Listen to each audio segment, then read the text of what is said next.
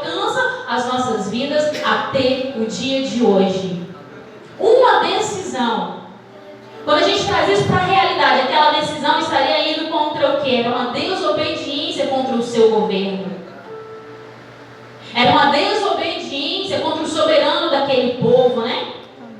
Ela desobedeceu leis que seriam injustas, leis que iam contra o seu princípio. E a gente vive hoje, igreja, um período onde mulheres têm vivido contra os princípios do Senhor. Mulheres cristãs têm lutado contra aquilo que um dia Deus planejou e colocou no coração. Mulheres têm renegado a maternidade. Não é errado a gente estudar, não é errado a gente trabalhar, a gente ter emprego, a gente querer sucesso profissional. Mas a partir do momento em que eu abro mão da minha família, de ter filhos, em prol de uma carreira, eu estou indo contra a Bíblia.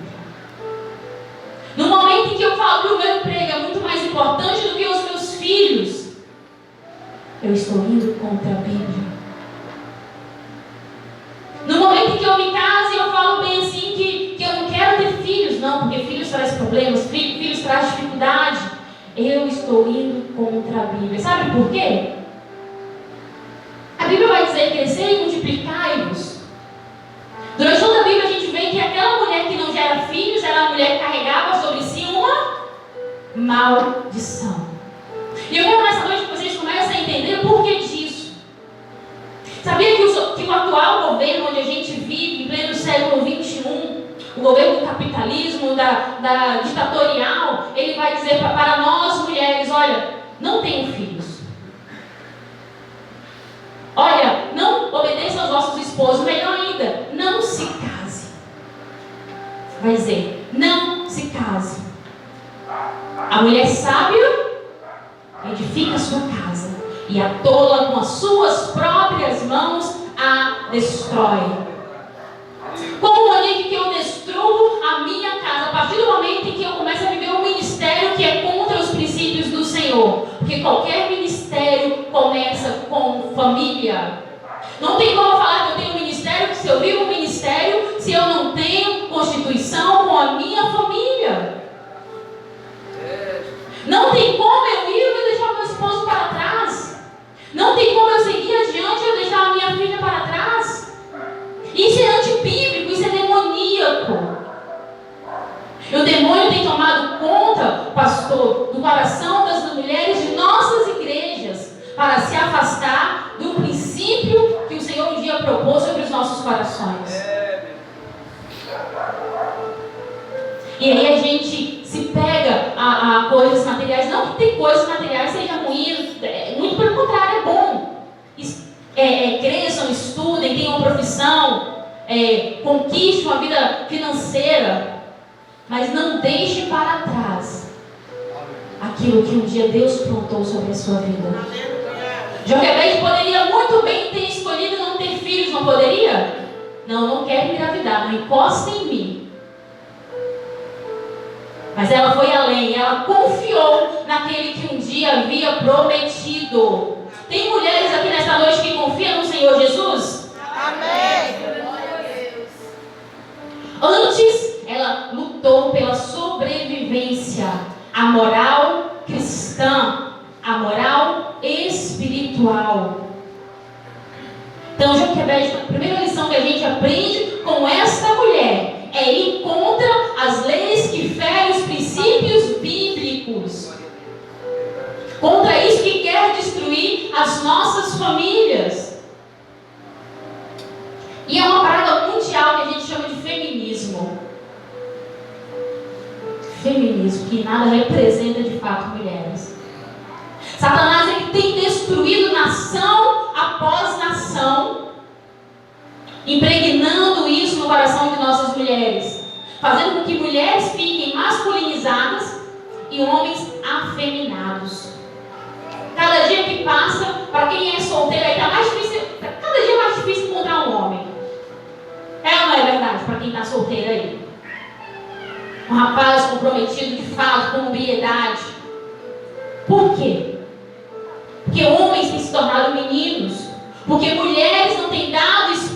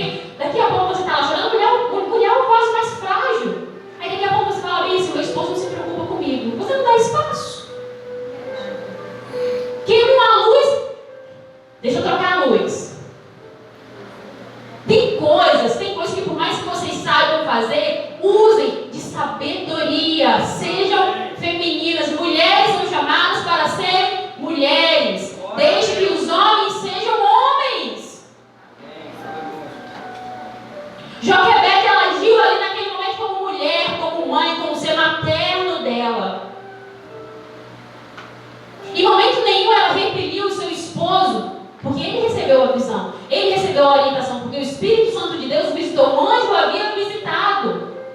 E ela deu ouvidos a ele.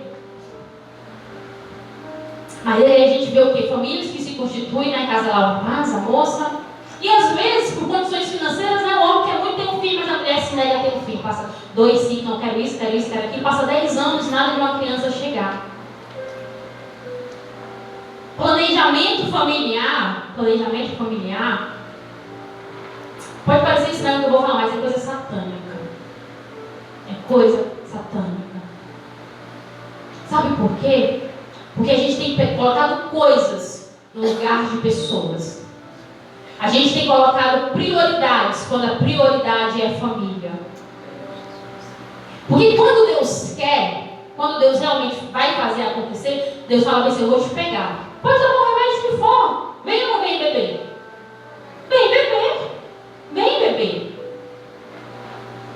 Então é tudo nos planos do Senhor. Então se eu falo que eu confio no Senhor, por que eu não permito que Ele conduza a minha vida em todas as áreas? Quem é o cabeça do lar? O homem. A mulher é aquela que está ao lado. A mulher é aquela que está junto, caminhando lado a lado, mas o cabeça é o homem. A decisão final parte do homem, mas a praga do feminismo quer dizer que o quê? É de igual para igual. Não tem isso de igual para igual. Mulher é mulher, homem é homem. São tarefas e funções completamente diferentes uma da outra. Mas querem roubar isso do coração das nossas mulheres, das mulheres cristãs. Querem dizer para as nossas adolescentes, para os nossos jovens, conquiste tudo antes de se casar. Quero falar bem assim, que a vida financeira melhora muito mais depois que se casa. Porque é muito mais fácil dois construírem juntos do que um sozinho. Eu tenho 33, meu esposo tem 43 anos. A gente só construiu alguma coisa depois do casamento. Mas menino, 2 velhos praticamente, casou, não tinha nada, não tinha nem garfo dentro de casa. E aí o Senhor constituiu, o Senhor cumpriu a promessa de casa é mudança, não foi só uma, vieram 2. E aí veio a filha, não tem porque Ele quis, que assim Deus quis. Mas a gente precisa viver princípios, a gente precisa passar, suportar o processo de rejeitar, eu não quero isso para a minha vida. Ah, mas está todo mundo fazendo, Monique. Você não é todo mundo, a velha frase de mãe. Você é um cristão. Cristão é aquele que é imitador, semelhante a Cristo Jesus. Não é porque está todo mundo fazendo que eu vou fazer. Não é porque todo mundo parou de ter filhos que eu vou parar de ter filhos. Não é porque as mulheres estão querendo falar mais alto do que os seus maridos dentro de casa que eu vou também querer falar mais alto.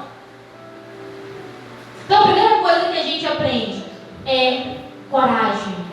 Coragem de ser quem Deus chamou para ser.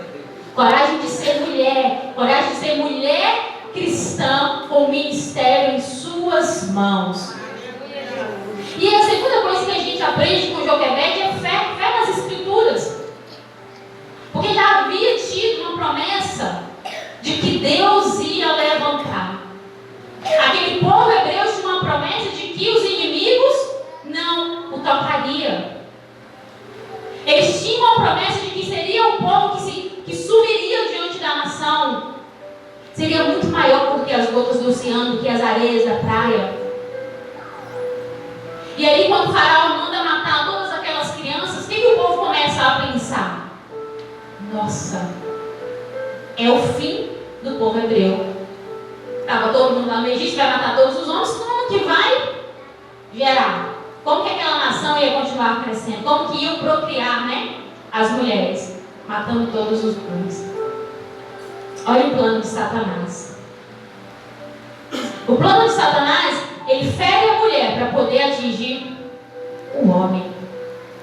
E é por isso que o provérbio vai dizer que a mulher sábia edifica a sua casa. E a mulher sábia, ela é a coroa do seu esposo.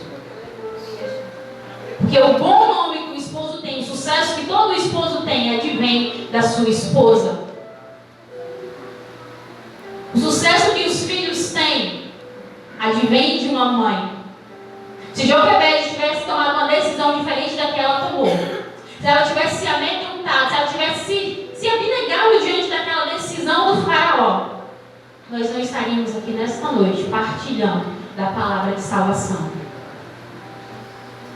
Então Deus tem chamado e tem levantado mulheres de coragem, que crê em suas promessas, que acredita em suas escrituras. Então é necessário que a gente tenha fé para exercer aquilo com o qual Deus nos convidou a fazer aqui sobre esta terra. Às vezes, reportagem, né? A gente vê uma reportagem de uma mãe se lamentando, né, por um filho perdido, por um filho que foi assassinado, perdido no mundo das drogas, no mundo da prostituição. E as pessoas falam meio assim, mas a mãe não teve culpa. Mentira. Mentira. Para quem é mãe, sabe o sucesso que o seu filho vai ter? Vai depender da sua colocação na vida dele. Vai depender da mãe que ele vai ter, do amor que você vai entregar para ele, do conhecimento que você vai passar para essa criança. Isso vai transformar ele na pessoa que Deus o planejou. Porque Provérbios também vai dizer: ensina ao menino no caminho que deve andar, porque quando crescer não irá se desviar dele. Isso é promessa do Senhor. Se um filho se desvia do caminho do Senhor, se desvia das promessas que um dia Deus fez, lá atrás houve um erro, e um erro grande na educação. Um grande erro. Dentro dos meus atendimentos eu gosto muito de trabalhar feridas emocionais. E são 5 feridas emocionais que praticamente quase todo ser humano passa por ela em um determinado momento da vida, né? Ferida da rejeição, do abandono, da injustiça, da traição. E dentro de todas essas feridas, a ferida que mais acompanha as pessoas é a ferida de rejeição. Sabe quando essa ferida de rejeição nasce dentro de um ser humano? No momento da concepção. A partir da concepção, até 1 ano de vida da criança, vai determinar se ela vai carregar esse complexo de rejeição ou não. Por isso que a gestação ela tem que ser um momento muito sagrado para a mulher. Um momento de muita paz, de muito sossego. Porque todo esse período vai determinar os sentimentos daquela criança. Porque a partir do momento da concepção, a primeira coisa que se forma em um indivíduo é o cérebro. Então, desde o ventre, aquela criança começa a reter memórias, começa a reter lembranças. Por isso que fala, né? Cante para a criança, cante para o seu filho, converse com ele na barriga, leia para ele, porque ele já nasce conhecendo a sua voz, já nasce conhecendo várias coisas. Por quê? Porque o poder da memória. Então, cresce aquela criança no ventre de Joquebede, sabendo que dentro daquela mãe havia um espírito de coragem. Coragem. E quem foi Moisés, então, na sua vida adulta? Porque aí, depois de 3 meses, né, ela vai e faz, coloca ele lá no Moisésinho, coloca na água, o filho de Faraó encontra, e ali ela cria, ele cresce, e ele torna-se o general do exército de Faraó. Esse foi Moisés, o maior de todos os generais do exército de Faraó. Quem que Moisés tinha dentro de si? Coragem. De onde que veio toda essa coragem? Da mãe. Da mãe. Aquela coragem que aquela mãe teve durante todo aquele processo de gestação. Durante aqueles 3 primeiros meses de vida, ela o escondendo corajosamente para que pudesse viver o propósito de Deus sobre a vida dela. Ela suportou todo esse processo. Porque se ele fosse encontrado, não seria amor somente o menino, mas juntamente toda a sua família. Então, para viver promessas do Senhor, a gente precisa saber passar e enfrentar todo um processo. E uma terceira lição que a gente aprende com Joquebede é a respeito do conhecimento. Quem era Joquebede quanto ao conhecimento? Ela sabia quem era o rei, ela conhecia as leis, conhecia toda a província, ela conhecia quem ela era, ela conhecia quem era o povo hebreu e ela conhecia a situação que ela estava vivendo.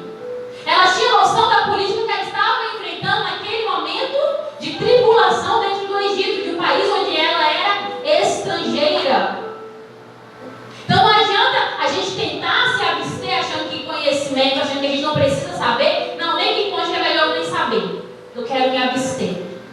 Covardia? Covardia? Porque eu preciso conhecer onde que eu estou vivendo. Eu preciso ter conhecimento, não somente espiritual, mas também conhecimento material, conhecimento econômico, conhecimento político, para que eu possa saber lutar contra as armas de Satanás. Porque Satanás, ele usa uma máscara, ele vem de onde a gente menos espera. Sabe onde que Satanás tem infiltrado? Muito, dentro das escolas. Para deturpar o coração de nossas crianças. Hoje, mandar um filho para a escola é muito perigoso. Então, se você não tem um conhecimento dentro do seu lar para aplicar para o seu filho princípios bíblicos, princípios de individualidade, princípios humanos, de moral cristã e moral cívica, você está terceirizando a educação do seu filho. E uma das feridas do abandono, a segunda ferida depois da ferida de rejeição, é a ferida do abandono. E essa ferida do abandono se desenvolve entre 1 e 3 anos de idade. O que é a ferida do abandono? É quando aquela criança sente falta do pai ou da mãe. E aí tem um grande pesar, né? Porque mulheres feridas casam-se com homens feridos. Essa é a verdade. E homens feridos são meninos que abandonam mulheres que são feridas com seus filhos. E cresce então aquela criança com aquela ferida de abandono paterno. E aquela mãe que precisa trabalhar para poder sustentar aquela criança, dar conta de tudo, só cresce então uma criança abandonada por pai e por mãe, porque aquela mãe não tem como ficar presente. Para trazer o sustento, né, o alimento para dentro daquela casa. Vocês conseguem entender as armas que Satanás utiliza para destruir a família? A mulher. A principal arma dele. Quem lê Eclesiastes aí vai saber de como a mulher ela pode ser traiçoeira também para destruir uma nação. Levar muitos a pecarem. Como também levar toda uma nação à salvação. Todo um povo à santificação. Então são duas feridas muito predominantes que Satanás tem colocado no coração das nossas famílias. E a gente precisa se curar disso, porque no momento que uma mulher ela é curada, que ela tem entendimento, que ela tem sabedoria, que ela tem cura em todas as áreas emocionais da sua vida, ela vai saber escolher um parceiro ideal, um homem segundo o coração de Deus, e não um menino. Para as meninas solteiras, né? Firmem o seu firmamento, o seu conhecimento, o seu coração na presença do Senhor Jesus. Para que futuramente não venha entregá-la a um menino por conta de feridas, por conta de palavras bonitas. Um homem não tem que falar bonito. Um homem não tem que falar docinho. Demorei a aprender isso, sabia? Demorei a aprender. Demorei a aprender que homem fala grosso mesmo. Casei, e quando casei, me trancava dentro do banheiro, começava a chorar. Nome grosso, meu Deus do céu. Só fala gritando. Nem é grosso, eu medo dele falar. Mas a ferida que tem dentro de nós. Aquela coisa da gente querer ser mandona, mas ao mesmo tempo querer remediar. E aí o que planta? O que a sociedade planta dentro do nosso coração? Ah, o homem tem que ser bonzinho. Não pode deixar falar assim, não pode ser aqui. Mentira. O homem tem que ter hombridade. Para que a mulher se sinta segura, exatamente. Segura. Não tem como um menino que fala manso, que fala baixo, que treme as pernas diante de uma mulher trazer proteção, não. Quer namorar menino, vai casar com menino. E aí vai sofrer as consequências de ter que terminar de educar, sofrer as consequências de ter que terminar de criar, passar o resto da vida aí cuidando. Vai ter filho e vai cuidar de 2 filhos. quer um homem, se posicione como mulher e comece a olhar para homens valorosos, para homens de verdade. Porque Satanás tem atingido as mulheres para poder destruir homens. Quem levanta a igreja? Quem constitui igrejas? Quem Deus levanta para governo? São homens. Se a gente deixa os homens fracos, o que vai acontecer das nossas vidas, da nossa família, da nossa nação? É um plano muito diabólico de Satanás atingindo as mulheres para destruir a masculinidade. Quando a gente pega para todo o contexto histórico que a gente traz nos dias de hoje, quem colonizou terras? Quem vai para as guerras? Os trabalhos mais perigosos? A gente até vê de vez em quando uma mulher levantando uma parede, uma mulher dirigindo. Os trabalhos mais perigosos são feitos por homens. E se nos faltam os homens? Se no lugar de homem criamos meninos?